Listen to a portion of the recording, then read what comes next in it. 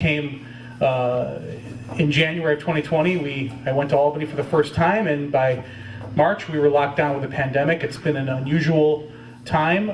I think that probably the biggest thing for me was the fact that we saw a lot of our essential liberties suspended, and unfortunately that continues on. I think that in New York State we face a lot of challenges, but the economic recovery from the pandemic and being able to thrive is important. And I also think that we have a lot of good people here that want to see the right things done. It's just a matter of getting those people to speak up and sometimes, but also getting people to work together and cooperate. We try to do that as much as possible. I'm certainly outspoken in Albany, but I also do try to do what I can to move things along. One of the things I'm very proud of is making the Nourish New York program permanent and recurring. It was a huge help to our farmers that benefited from that program. That was a bipartisan effort, and it was signed by the governor, and it will provide $25 million in funding to help ensure that people that are in the most need get New York grown products from our farmers here. And it was a lifeline for agriculture as well as food banks during the pandemic, and now it is going to be a sustaining program. And that was really myself, Senator Mangilio, and so many others that worked hard and reached across the aisle to do that. So it can be done. There are topics that do bring us together, and then there are the topics that we have to really speak up for areas like here, for our area, the areas that are often forgotten. And that's really, I think, our biggest challenge, is being that voice. We just finished the budget process, which is an interesting process here in New York State. I spent 10 years in county government. I'm a business owner, some of you might know, and budgets are typically about money and numbers and what are you going to project and what are you going to spend. But in New York State, we throw a lot of policy into the budget, and that's where it becomes controversial, because it's we just had a very controversial issue with trying to make changes to the bail reform laws. Those changes were put into a portion of the budget called Education and Labor. Not sure what that has to do with law enforcement or criminal justice. It was 64 different sections with several subsections, and you get one vote, up or down. So that's how this works in Albany. It's about taking controversial issues and burying them in something like a state budget, even in an area that has absolutely nothing to do relevant to the topic, like bail reform. So we passed a $220 billion budget, a record budget, larger than Florida and Texas combined, and it was unfortunately used up all of the federal ARPA money, that one-time infusion of money from the federal government, largely for pandemic relief, and put that into creating a lot of recurring programs. So eventually, at some point, that's going to mean higher taxes for New York State. And I will give Governor Hochul credit. She did try to put forth a budget that did not spend all that money, all that one-time money, and did fund some reserves and use it for infrastructure, one-time infrastructure. But once it got to the Senate and the Assembly, that all got thrown out, and they increased the budget pretty substantially. So I don't want to take up too much time talking about it. I want to listen to what you have to say. That's the purpose of this tonight, is to give you the opportunity to ask questions. And I also just want to take a moment to introduce again Senator Mangilio and see if you'd like to say anything. Thank you, Senator. It's great to be here. As I told them earlier, it's only 20 minutes from home. I'm doing really well. As the Senator said, he's been around for a short time, but he's made a great impact. He's become part of a bigger team that has done a lot of good as we battle a lot of the things he talked about today, or so far today. The biggest thing is the budget that just hit. People don't understand. We have what's called 10 budget bills. 7 of them, Article 7's language. The other ones are appropriations. They don't match up. They put the good with the bad in. And since the Senator's been here, he has stood there saying not to put policy in the budget because it's a fiscal document, and our side has fought to have that happen. Those of you that know me know I'm better in a conversation than I am in giving speeches. So whenever the questions are ready, thank you. Short and sweet. Thank you, Joe. Appreciate it. We got questions already. All right, great. All right. Oh yeah. So the first one doesn't have a name on it, but it's a very recent topic. Speaking of government overreach, Please update us on the lawsuit re health department regulations. I'm assuming they're meaning the isolation and quarantine. Yeah, good question. All right, I love good questions like that. I think a lot of you may have heard of something called Assembly Bill 416, A416. It was a topic of discussion, controversy. I actually went on Fox News on Laura Ingram's show to talk about that.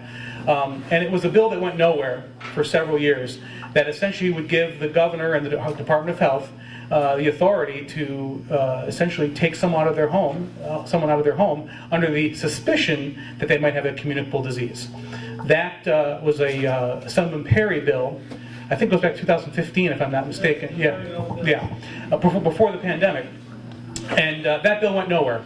It never had a single co-sponsor. It never got onto an agenda in the Health Committee. It never had matching legislation in the Senate. But somehow, the governor decided that she was going to take the meat of that A416 and put it into Department of Health regulations. It's a clear violation of the separation of powers. If you want it to be a law, then bring it forward, put it on an agenda, put it up for a vote, and let the members of the Senate and the Assembly vote on it. This should not be a Republican versus Democrat issue. This is a separation of powers issue. The governor is essentially trying to write law. That is against the Constitution of New York State. So thanks to a lot of people like yourselves, we heard about this Department of Health regulation out there. And was it about a week and a half ago, 2 weeks ago? Yeah. About 2 weeks ago, myself and a couple members of the Assembly sued the governor over this, and it is currently in court. In fact, I just had a conversation with the attorney before coming here, but it's in progress. And I believe that it's very clear violation of separation of powers. That this is not something that is within the purview of the governor. That's the crux of the lawsuit. But there's additional questions there. There's questions of due process. About the ability for someone, a local health official, to say, I believe you were exposed to a communicable disease, therefore I am going to take you away from your family or make you quarantine in your home without the proper due process. Now I will say the regulation uses the words due process, but it doesn't define what that is. Due process is not something that you just automatically get, it's something that requires a process. When you have, for example, Kendra's Law, folks all know Kendra Webdale from Fredonia is actually someone I knew in high school who was shoved in front of a subway train by a schizophrenic. We have Kendra's Law now, and Kendra's Law has very specific due process that has to be followed in order for someone to be evaluated and committed. This law does not. This regulation does not. So there's also a clear issue with what is it we're going to allow our government to do without having to prove that what they're doing is in the best interest of the people, and that you've given people their due process, their constitutional right to due process. And that's a concern, and that's what remains to be seen. The due process under the Emergency Act, can't they just do it anyway? Well, no, actually, so they under a state of emergency, they do have certain rules but they have to follow those rules. This goes well beyond the emergency authority. So, yeah. Assemblyman, did you want to comment on this as well? Yeah, you have to understand the genesis of this bill. When it came from Nick Perry and it came into the Assembly, it was about Ebola, when nobody knew what Ebola was. When they found it out, it never went anywhere. And we're still looking at, in addition to the court case, legislative remedies to stop this. Too many governors have decided, and I'll go back to what George said earlier, putting things in the budget policy. Too many governors with emergency rights have tried to take away our civil rights. And that's what we're fighting against, to make sure you can't do that. Nick Perry, in fact, withdrew the bill earlier this year. And then the governor, the current governor, and our new commissioner of health decided to try to sneak this in. But we caught it, and there is the legal remedies he's talking about and the legislative remedies that we're working on.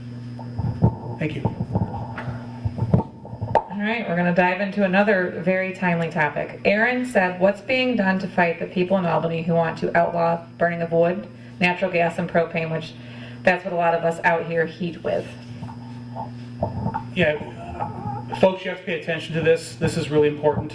We have this thing, the CLCPA, the Climate Leadership Protection Act, which Sounds like a great idea. We all want clean air, clean water. We want to, but the bottom line is that the things that they have prescribed to do could be very harmful. One of them is not being allowed to have any new natural gas hookups or propane hookups January 1st, 2024, less than 2 years from now. This would be disastrous, especially up here. I think that the irresponsible part of this is that I don't care how your concerns about renewable energy, what you think, but the bottom line is natural gas should be used as a bridge fuel at the very least, and it is a lower emission fuel. And the fact that we're just going to cut this off and think that we're going to just heat everything with electric and all this is a fallacy. It's not going to happen. We do not have the capacity. Our grid does not have the capacity. We don't have the electricity generation. You'd have to, roughly, a study that I read is you'd have to basically more than double the current output of electricity in New York State just to even come close to meeting the electricity needs. But more importantly, it's a shell game. It's a joke. What's happening is we're running transmission lines to the dirtiest coal plants in places like Homer City, Pennsylvania. That's where electricity is now coming from. We used to be energy independent here in New York State. We used to produce our own electricity. We shut down the Dunkirk plant. Governor Cuomo promised it would be repowered with natural gas. That never happened. So what happened instead? We're now importing, in Western New York, we import about 25% of our power from places like Homer City, Pennsylvania.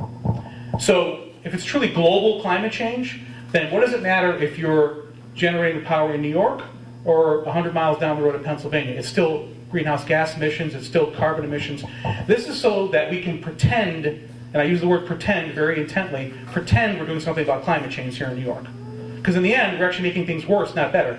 We could actually do it better here in New York. We would do it with lower emissions, using natural gas, which is abundant here, and we could actually have a positive impact if you believe that this is an issue. But we're not. We're pretending we're doing something about it, and that's going to be the issue. They have the technology to burn coal clean too, but they just don't. Well, yeah, they don't want to hear anything about clean coal. That's even worse than. But you're right. Yeah, I agree 100%.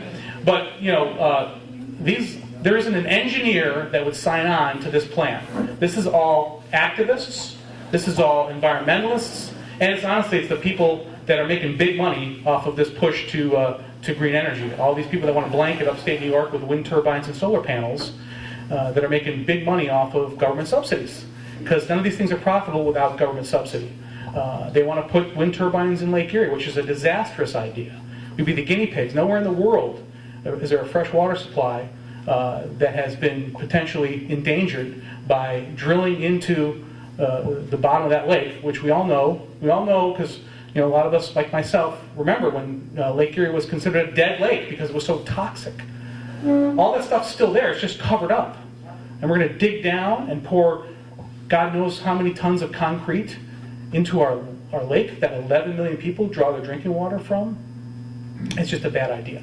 But again, there are better ways to do this. I mean, New York State is the third largest producer of hydroelectric power. We could do a lot more hydroelectric power. It's clean, it's green, but New York State does not consider hydroelectric power to be renewable. Yeah.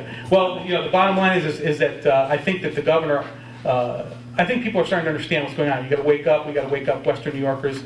I was on the Tom Borrello show. There's people now in Buffalo that are aware of this. Again, I don't think this is a Republican versus Democrat issue. I think this is a quality of life issue. And I called on my colleagues on the other side of the aisle in Western New York. Where do you stand on this? Where do you believe this is a good idea? And they don't answer. That's the thing. But they're going to have to answer. And if they don't, the people that live in their districts need to hold them accountable for that. Quite honestly, that's the only way. Yeah. Well, it's not passed yet. People are starting to wake up to this. I will say that the governor did include in the budget this whole thing of converting natural gas, taking away natural gas and propane. That was taken out of the final budget. It's not in there. So I believe we are gaining ground there. We've been very vocal on this. We've done press conferences. We've pushed on this, and I think that that advocacy did get that out of the budget. So for the short term, it's a short-term win, but we still have a long-term gain. I think same thing. There was nothing in the budget about that. So New York contributes 0.5% to climate change. 0.5%. And this is their approach to it. It is outlandish to think that this could even possibly work. There's no transition period. There's nowhere to go. We did vote against it in the Assembly and the Senate, at least our side did. And we realized that there has to be, as the Senator put it, a bridge. But we got to get to that bridge. It's not etched in stone yet. The studies are not done. We have people working day and night to try to get this put off or changed. New York got the biggest exodus of population in the country. And the minute if this ever passes, that will be double. And, you know, that's just the way it is. And the one thing I tell everybody, and especially a crowd like this, people pay attention to the federal government all the time, and you'll hear about their green plan and that. They need to pay attention to us in the state of New York. We affect your life daily more than the feds do. And so it's our job to make sure that these things don't happen. But we need your support and people out here knowing what's going on. Because the way they do things and the way we pass the budget is in the middle of the night. So nobody can see what we're doing. And this year, we didn't even get to see the budget bills. It's supposed to be 3 days. We got to see them an hour before we were asked to vote on it. And we went almost 48 hours straight for the last 2 days of session to make sure we can get these budget bills passed. And then we found out during that some of these things were removed because the governor knows that's bad. That's bad politics, and right now everything's political with them. Also add one other thing. I posted, I sent emails, I posted, there was a comment period. I don't know if anybody went on there, gave your comments, that's important. You need to speak up. If you haven't done that, please do. I think it's on our Facebook page, on our website. Go there, give your comments. Explain why this is a problem. The more of that, because I'll tell you what happens often is people, you know, our friends on the other side of the aisle say, well, we haven't heard from anybody about this. They say that a lot. When we review a bill, we haven't received any letters of opposition to this. And that's, you got to be out there. You know, we're doing it, but we can't be the only ones. Everyone else has to do it. If you belong to any organization, statewide organization, I would strongly encourage you to make sure that they get involved. I don't care if it's a snowmobile association or a realtor. Everybody belongs to some kind of a statewide organization. Make sure they're speaking out about this too. These are important topics, and if you don't say anything, that's their excuse to just keep pushing this forward. So we'll continue to push.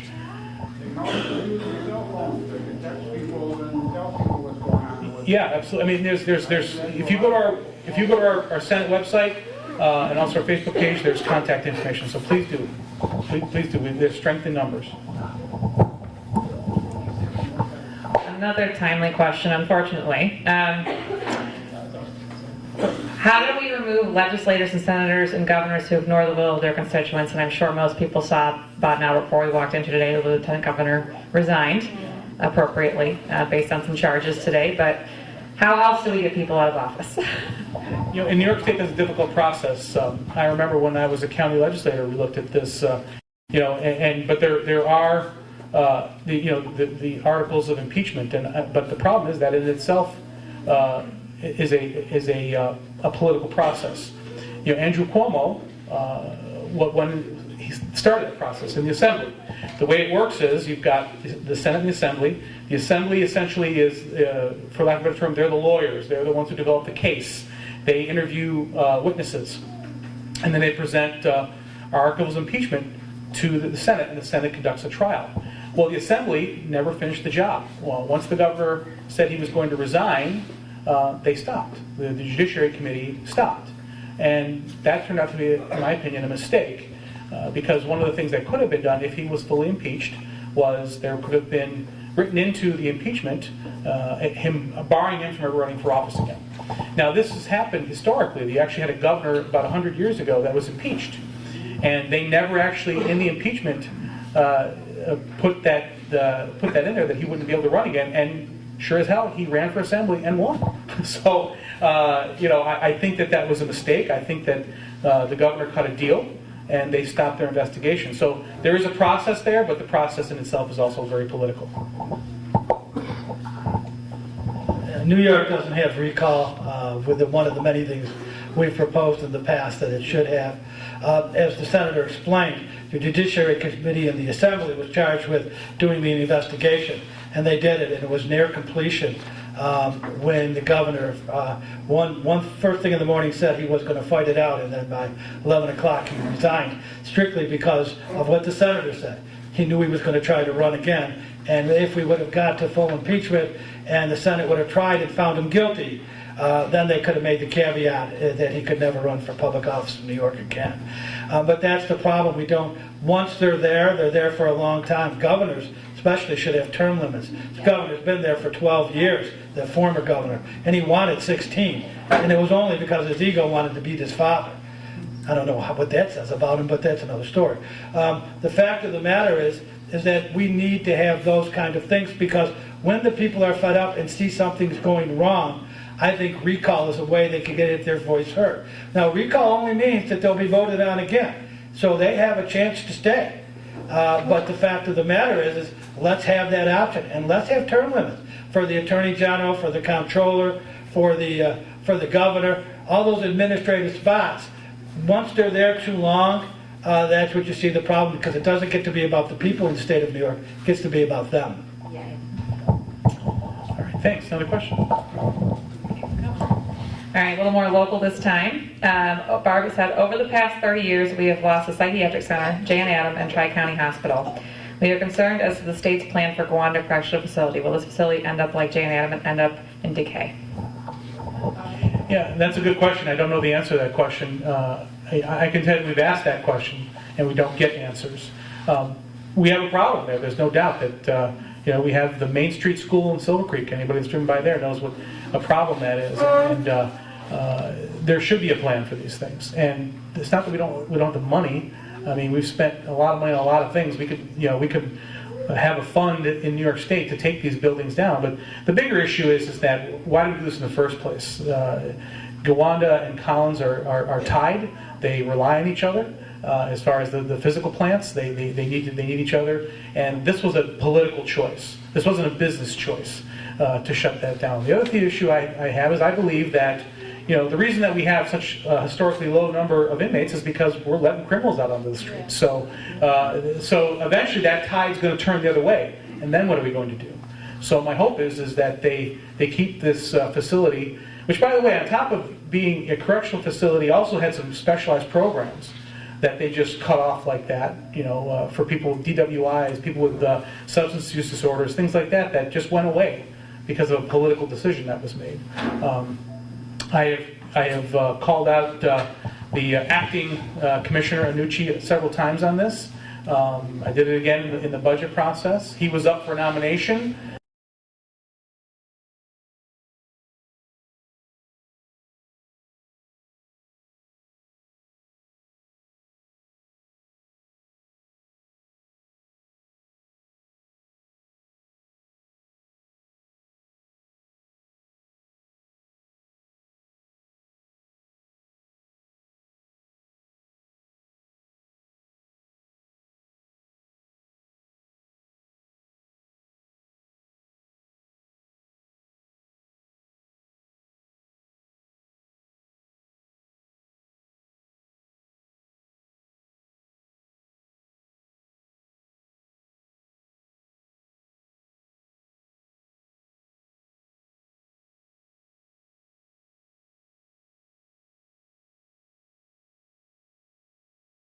Also money put in to pay and help those communities that lost those facilities recover.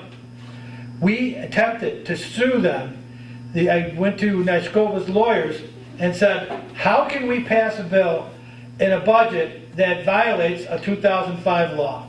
Well, I guess what they told me is it turned out after the investigation was, well, the budget can overdo that law. I don't know how. I still think we would win, but that's another story. And now it's even worse because she closed 6 more facilities. And one of those things that she said during that is maybe we could turn them into drug treatment facilities. Well, a lot of those guys were there because of drugs, but not to be treated. The other thing was one of the places they closed was a drug treatment facility. There's no, as the senator said, there's no logic to this. This was a political hit. There were so many numbers of folks in Gowanda, so many inmates, so many employees, they just decided that number fit and they closed it. They've done it in the North Country, they've done it in Central New York, they've done it everywhere. And all we're doing is making our world a much more dangerous place, and we will not stop fighting them on this stuff. And we still think that there's an opportunity to win. And this year in the budget, there were no closings because she did it just before, back in December. Is that when she closed them? Like when they closed Gowanda, they waited to Christmas to give us a Christmas present.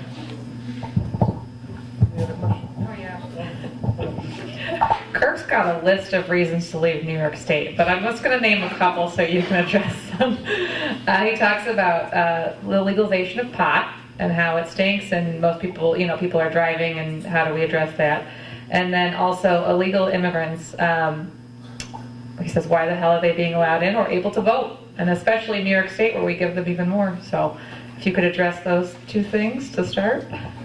Well, I just posted a video today I did a debate on the legalization of recreational marijuana and how poorly it's been done in New York State, extremely poorly. So last March, a year ago, we passed a law to legalize pot. And on day one, they decriminalized the possession of marijuana. And that's really what's caused the biggest issue. Essentially, they've said there's no consequence to anyone for possessing, consuming marijuana. And they also made it much more difficult, far more difficult, for law enforcement to actually successfully evaluate and arrest someone for driving under the influence of marijuana. This is all in the name of social justice, but it threw public safety out the window. And that's why you're seeing what you're seeing right now. Now, we've all seen these quote-unquote dispensaries open up all over the place, all right? And and let me tell you this: the native territories are sovereign nations. They have the right to do this, but they could have done this 40 years ago, right? They've been selling gasoline and cigarettes tax-free for 40 years. Why did they start now? Because there's no longer any consequence for someone who's buying it. That's the problem. That's the mistake that they made. They basically said, and that's why you're seeing these dispensaries pop up overnight like mushrooms. And they have these things called sticker stores, where you walk into a store and they sell you a sticker or a t-shirt and they gift you a bag of pot. And the governor said, those are illegal. And I asked the question in the debate, have we shut any of them down yet? Silence. Because this isn't really about revenue, folks. They said this is going to be this amazing panacea of economic activity for New York State. We were going to generate $350 million in tax revenue the first year from the sale of recreational marijuana. Guess what they put in the budget, this budget, as their projected first year revenue? $56 million. We went from $350 million to $56 million because they know they screwed this up. Who the hell is going to buy legal marijuana? Think about it. It's not going to be anybody who lives around here. I mean, you can go get it anywhere at these sticker shops or at on native land. It's not going to be the people that they gave the ability to grow their own. You can have up to 5 pounds per adult in a household of marijuana. I don't think those people are going to go out and pay for marijuana. In fact, none of their friends and family are either. So who's going to pay this? This is the argument that I made. You know who's going to pay this tax? The poorest people living in inner cities in upstate New York and the 5 boroughs in New York City, the people that don't have the means to get somewhere, to get the tax-free discount marijuana, the people that pay more for a quart of milk than you and I pay for a gallon, those people, the poorest people among us, they're the ones that are going to pay the tax.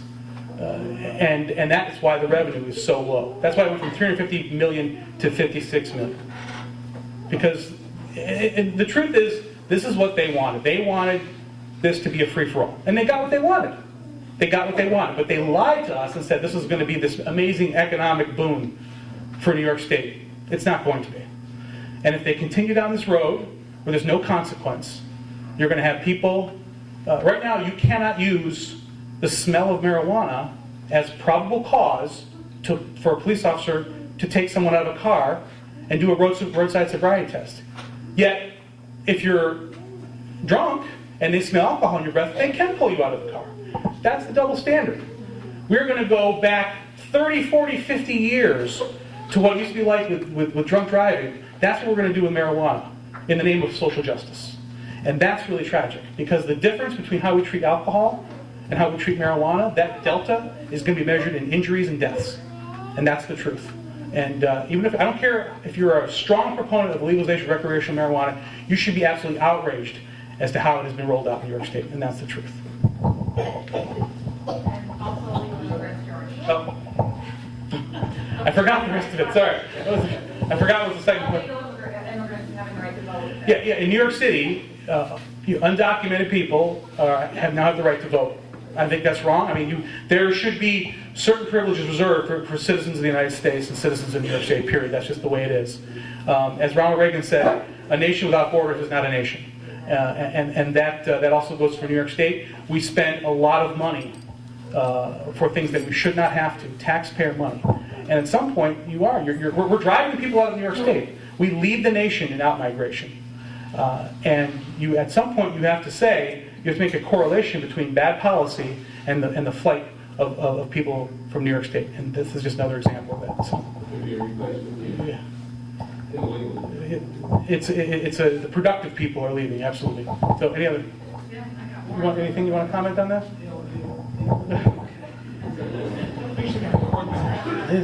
The only thing that he failed to mention is, in New York, you can't get a liquor license if you've been convicted of anything. That's right. The only way you can get the marijuana license is if you've been convicted of something. I joke. Look, I think some of you know that my wife and I are liquor licenses in my name. If you have a felony conviction, you are never getting a liquor license. But if you have a felony conviction, you go to the front of the line to get a marijuana license. That's and we're going to give you $200 million in free money to open a dispensary. So yeah, it is just absolutely outrageous. But we're going to make money at this, folks. Don't worry. All right.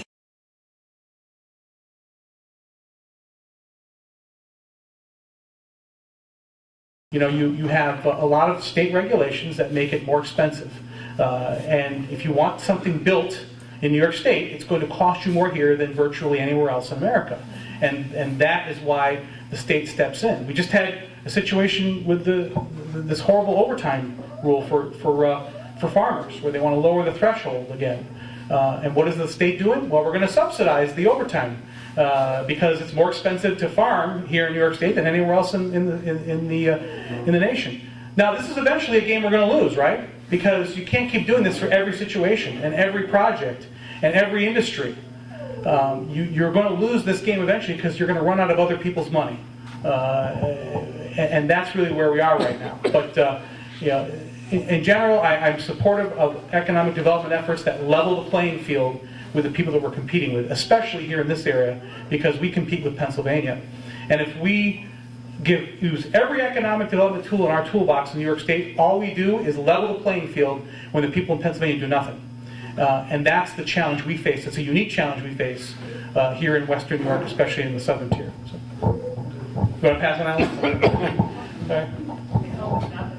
Yeah. Sure. Anybody? Yeah. Any questions? Yes, sir. 80% of the county budget is mandated by the state. Yeah. That's not like you your county budget. Yeah, I mean, I spent 10 years in county government. Chautauqua County, I was a legislator and also county executive. 85% of Chautauqua County's budget is state mandates. So Erie County, 100% of the property taxes that they collect go just to cover their local share of Medicaid. 100% of every property tax dollar in Erie County. So everything else that Erie County does is funded by sales tax and everything else. And again, it's close to that here in Cattaragus County as well. I have, and I think Joe, whenever I see a bill that puts a new unfunded mandate on local government, I'm a no.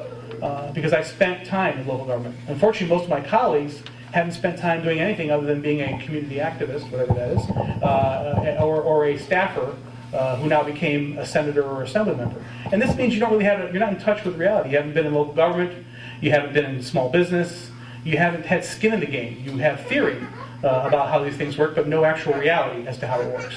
And that's really a challenge because we have a lot of people that propose bills and push ideas that all in the end fundamentally burden local government. So it's a problem. I mean, When Andrew Cuomo first got elected, we had 3 different task forces that he formed. One of them was Medicaid, the other one was mandates, and the other one was to get rid of old laws. We brought forward a whole bunch of things that we could reduce the county mandates with, and that study never went anywhere. The Medicaid redesign team did a little bit more than that, and whatever happens after that, what happens is, there's one thing we do in state government real well. I shouldn't say we, but the governor does real well in state government, and so does the majority leader and the speaker. They delay things. So we do the study, we never get an answer. And then what happens next is they divert it. There's a bigger problem. The budget was terrible this year, right? Today, we lost a lieutenant governor that resigned in disgrace. So their game is just keep pushing it off, kick the can down the road, and at some point it'll be somebody else's problem, not ours. yes. I'm going to use the illegal immigration as an example. It's illegal to give them a license. It's illegal for them to vote. How come it's illegal to do it? And who authorizes it? And why are we on the defensive mode? Well, in New York State, it is now legal for undocumented people to get a driver's license. That was a law that was passed before my time. Before you've been Yeah. also been defeated. Yeah. And I think you have to have balance in government, and we lack balance right now. Everything's skewed one way. And again, not even so much Republican versus Democrat, but it's kind of this New York City far left thought process. And I mean, we have people. I've had debates with people up here that have said there's no socialists in New York State government. Yes, there are. There are people that are socialists, declared, very happy to be socialists, to the point where, no, you're lying. There's no socialists. There are socialists that are they're backed by a national party called the Democratic Socialists of America, and that have backed them up, and they are proud socialists. And again, that's not Republican, Democrat. That's a whole other realm. And that's really the problem. Look, I come from a family of Democrats, but the Democratic Party was the party of the working class. Okay, my father. That's the problem. That's the problem. It is no longer representing the working class, and because. And, this is a public town hall. I don't want to be political, but I think when you let a small group set the agenda for the rest of you, that is ultimately going to be a problem. So, any other questions? Yeah. Just to follow up on your lawsuit with the health department. The CDC had a program to investigate, monitor 400 wastewater facilities in the United States. They jumped that up to 600.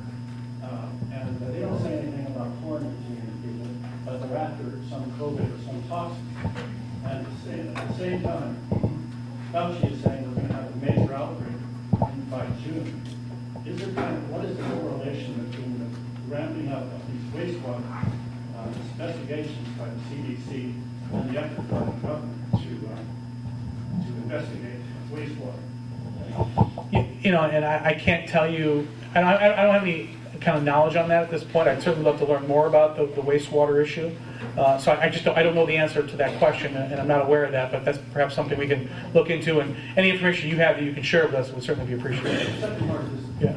have you got other support, other sponsors of the legislation? We only saw 4 press conferences. The law, the lawsuit. Yeah. Well, yeah. I mean, there are a total of, I think it's 4 of us. Myself, 3 of us. Yeah, 3. Yeah, and there's also the citizens group as well. So there's 4 complainants, but even if there's just one, the reason that I am a qualified complainant, there's a legal term, is because the substance of the lawsuit is that the governor violated the separation of powers. She's trying to make laws.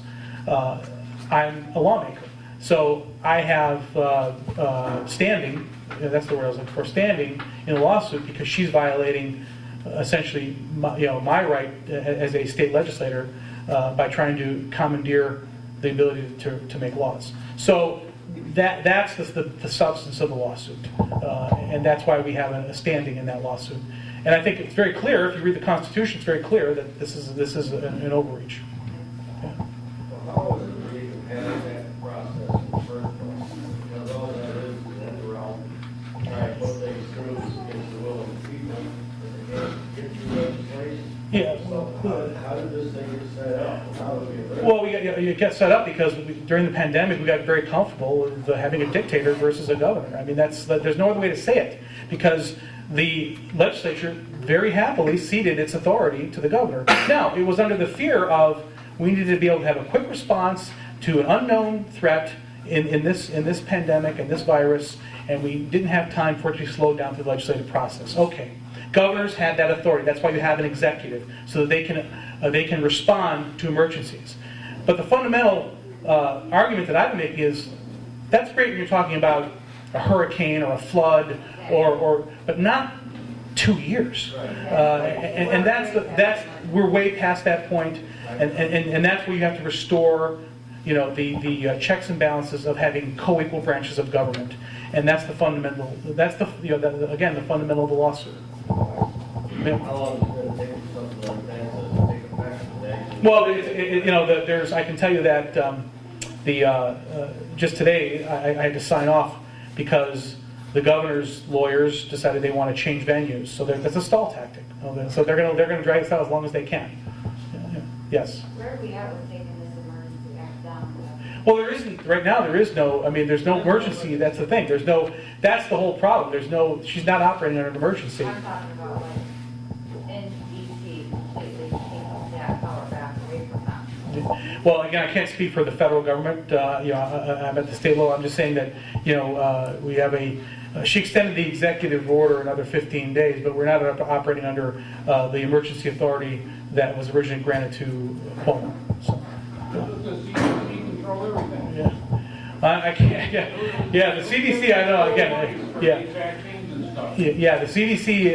Again, that's a federal agency. First students to get, forced kids to get shot. Let's stop the mass. Yeah, again, I can't. People that are dying, is it from remdesivir, or forcing the hospitals to give it people? Yeah. Well, I think that That's how they die from Yeah. that. Because it shuts down the kidneys, fills up the lungs, and they die. They come on the middle of their day. 5 days. Yeah, again, we have to speak up against when we have a government that's operating without transparency and without accountability. That's a problem, and that was the basis of everything that myself and others have stood up against, is the whole idea of transparency. Tons of information on the web. Yeah. Yep. So you had your hand raised? You need to do research. You are not pushing it to have, that we cannot burn coal or wood. I'm not. No, I'm not. No, that's. So this is something called the. So you've got the CLCPA, which is a piece of legislation that was passed that was going to convert New York to clean, green energy, and out of that came the Climate Action Council, CAC. The Climate Action Council is made up of a group of people that were appointed by the governor and the legislature, and to essentially set policies that will eventually be adopted. One of the policies that they recommended was this whole banning of burning wood and using natural gas and propane, heating oil, all that to be banned, and then no longer be able to construct a new building, a new home with using a natural gas hookup or a propane hookup, and then eventually, I think it's 2035, where you ban altogether the use of natural gas and propane and heating oil. But yeah, it's so that's again, it's a problem. But How they live. Absolutely. It's just there. And it is without a doubt a problem. Natural gas is abundant here, as I said before. It's clean. It's low cost. It is certainly better than ramping up dirty coal plants in other states to provide electricity. So that's the shell game. That's the fallacy. That's the lie. Is that we're somehow doing something to improve climate change? We're not. We're doing zero. In fact, we're making it worse. Is it already affecting? No, it's not in. Like I said, no, it's not in effect. And it was a recommendation from the Climate Action Council. It was adopted in the governor's budget, and it was taken out in the final adopted budget. As of right now, what's that? Yeah. If you go back to our website and to our New York Senate page, there is you can click a link so that you can actually give a comment on this, and I strongly recommend you do. Yeah. That's when they're collecting them. Yeah. Lead by example. That's what hurt gas and I'm Yeah. Yeah. Oh, hold on one second. I'm sorry. Yeah. Wait, yes. Yes, sir. Yeah. They're talking about this global warming, and I've been a dairy farmer for years, and in the wintertime, the cattle keep the barn warm. We went from 1 billion people to 7.5 billion people just from the body heat. That makes a lot of global warming. Plus, a lot of these roads are all blacktop now, used to be dirt roads, and so on. And that, and with the sun beating down, that makes global warming. Yeah, you know, look, there's I think the fundamental issue here is, are we going to actually have an impact here in New York State? And the answer is no. As the gentleman said, 0.5% of the global emissions come out of New York State. So if we got to 0, is that really going to have an impact? Now, some people say we should lead by example, but if you're going to lead by example, then you need to reduce consumption, primarily in New York City. By the way, up here in New York State, 88% of our power is already renewable energy, largely because of hydroelectric power. So we're not the problem here. It's New York City at 30%. 70% of the power that's consumed in New York City is generated by fossil fuel, and that's only if you count the stuff that's actually made here in New York State, let alone the power that we're importing. So you know, and even the governor says that we want to. At the point of generation versus the point of consumption, all these things to signal the fact that they know it's a shell game. They know we're not really doing anything. But that it's truly a problem. You know, it's the best path is to use natural gas and continue to. I think we have an opportunity to increase our hydroelectric power here in New York State. We have countless small reservoirs and dams that have what's called deferred maintenance, which means that they are in dangerous need of repair, that could be repurposed to be small hydroelectric plants, and they could power communities. We could create microgrids, things like you've got so many other places locally that we could actually do better things with. But that's not turning an old reservoir into a hydroelectric plant isn't something the government wants to come and cut a ribbon on. They want to point to these big monstrosities like these giant wind turbines and say, "Look, I'm saving the planet," and that's the. It's just very political. Yeah. Yes. Hi. I was wondering what your take was on dividing our state. Yeah. So yeah. So I actually have a bill for that that I sponsored last year. Would create 3 autonomous zones in New York State. The bill basically just says let's do a study to see what that would be, and the knee-jerk reaction is, well, that'll never work. We can't survive over here without the money from New York City. And the thing is, my issue is, if that's the case, then let's study that and see if that's actually the truth. Because I don't think we would. I think that the reason that it's so expensive is because of all the mandates. And we would, if we had our own government, and again, it wouldn't technically divide the state. It would just create 3. It would still be one state, but 3 different independent governments essentially for one state. Now you'd have the 5 boroughs of New York City, you'd have Long Island, and you'd have the rest of upstate New York as the 3 different zones. I think up here we could operate government far more efficiently and far less cost. And I think that would draw people and businesses out of the 5 boroughs to locate up here, just like it happens to us in Pennsylvania and Ohio. I think there's an opportunity there, but it's immediately rejected out of hand as, well, you folks will never survive without us. But why don't we study that and see if that's true or not? So that's the bill that we have, and I'm hoping that it'll get the light of day. Yeah, just do it. And ask for legislators.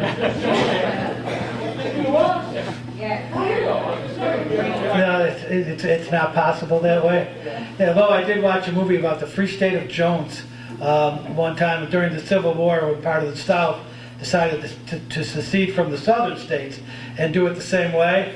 And I always thought that it might work here, that we should just leave and see what they do next, but I'm sure we'd see troops.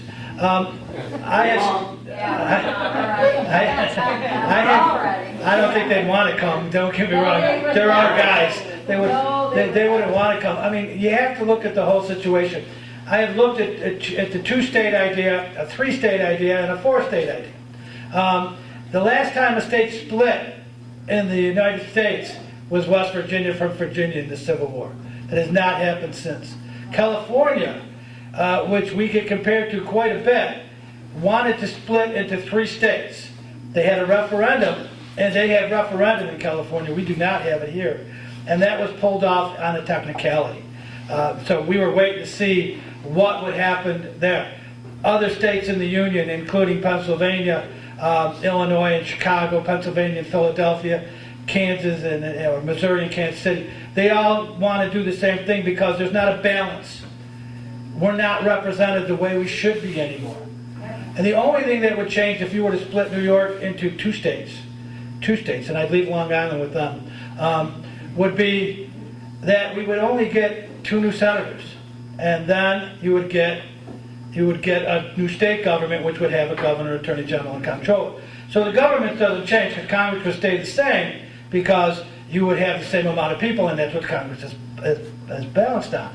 The problem becomes, the last time that we added 2 states to the Union, they added Alaska and Hawaii. And they added those 2 states because they were worried what was going to happen to the Senate. So they decided that, okay, we will add 2 states, Alaska will be Democrat, and Hawaii will be Republican. And I say that to you because you know today, Hawaii is Democrat, and Alaska is Republican. So these guys don't know anything. They're just guessing. They're discussing. The people will eventually choose. And what the senator said is the most important thing throughout this whole conversation. We do not need New York City. We do not need their culture, their plans, their money, or anything else. They need us. We have the natural resources. We grow things. We build things. We don't have Wall Street. We don't need hedge funds because they don't do anything but manipulate money. It's this part of the state that helped make this state great. And at one point, Massachusetts made claim to us, and we were not part of the original colony. Let's just start with there. This part of New York, our part of New York, was not part of the original 13 colonies. We were grabbed because there was money here. There was greed here. And then they came, and George Clinton, builds the canal, the Erie Canal. It takes our goods to market. It is my belief that we made New York City the greatest city in the world because of our goods moving there. So we should never stop trying to change. We need to control our own things. Look at the last elections for governor. They never win here. They never win in anywhere but New York City. And every bill, and this gentleman has talked about it, the fact that they allow immigrants, illegals to vote, it's only in New York City. And then those geniuses in the legislature and our majorities come over and say, okay, it was good for New York City, the most expensive place in the country to live, and probably now one of the most dangerous. And we're going to let you guys share in that. We're going to let you share in rent control. We're going to let you share and you can't burn your own wood. We're going to let you share and you can't drive down your own highways the way you want to. You can't use your fresh water in Lake Erie and Lake Ontario the way you want to. They can't afford to lose us. That's why his bill and nobody else's bill has never reached the floor. Any other questions? Karen, go ahead. There are hundreds, if not thousands, of solar projects aimed at the western New York set to destroy our farmland. You have introduced legislation calling for the recycling of the components, which will set some of the developers back on their heels because it's very expensive. But the materials are very valuable and they cannot be allowed to go into landfills. How is your legislation progressing and what kind of support do you have? You know, it's interesting. There's actually support. We do have support from folks on this side of the aisle for this idea of recycling. The problem is that they are beholden to the special interests that want to see this unbridled growth of solar panels and wind turbines. Anybody ever seen a picture of Senator Annie Goodell standing in front of the pile of wind turbine blades in Bath, New York? Yeah, it's pretty frightening, right? These wind turbines are supposed to last 30 years. They don't tell you that the blades have to be replaced every few years, and there's no place to put them. They are they're not recyclable. They're burying them in landfills. It's going to take hundreds of years for them to decompose.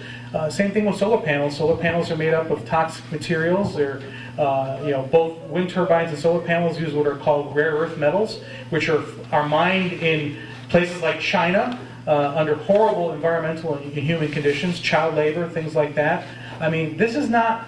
And everyone wants to say the green economy or the green jobs. We're not making any solar panels and wind turbines of any substance here. We make some parts and pieces, but we're not really making these things here. They're being made in China and other places and being brought over here. And we are going to have a problem with all this stuff. Okay, we're going to have a problem with all the stuff that's left over, all the impact, and the carbon footprint that they're so worried about of creating these things and transporting. Everybody ever seen a wind turbine blade move down the whole? How much diesel power it takes to move one blade? It's just the total impact is not measured. That's because this isn't really about green energy. This is about money. This is about the people that are profiting. Someone figured out a long time ago that they would guarantee profit by sucking up all of these subsidies. So it's a guaranteed profit courtesy of the taxpayers. And that's what this is about. This is about how quick we put them up and how quick can we turn a profit on them. I mean, when I was county executive, I had a company come to me that wanted to put solar panels on our landfill. I'm like, okay, we've got these closed cells. We can put those flexible, I've seen in other states, they put these flexible solar panels on top of these closed cells. It's a pile of garbage. What better place to put these things on top of a pile of garbage? That's never going to be, repurposed for anything. And the guys, oh no, that's not what we're going to do. What we want to do is we want to clear cut all the trees around the landfill, and we're going to put up solar panels. Because that's what we do. That's how we do it. And it turned out the guy was literally a year earlier a used car salesman. I'm not making that up. These are not engineers or environmentalists. These are not people that understand how these things work. These are people that they're salesmen. They're selling something. And because once I said, well, how about if we use those flexible solar panels that can go on top of the piles of garbage? That's not what we do. That's not how we do it. So it's an investment scam, folks. That's all it's ever been. And we're going to be the ones left holding the bag, just like we are now. From the stuff that, the stuff that we did 40, 50, 60 years ago, urban renewal. We're trying to fix all that now. We're trying to take down all the things that we put up 50, 60 years ago, and those people are long dead. And now we're left with the fallout of that. And I believe this massive push to build all these renewable energy projects is going to be the same problem. It's going to be a burden for our children and grandchildren to deal with all of this stuff. And in the end, we're going to do zero to actually impact climate change. Okay. All right. Yes, we're over time. Thank you all very much for being here. Appreciate it. Thank you.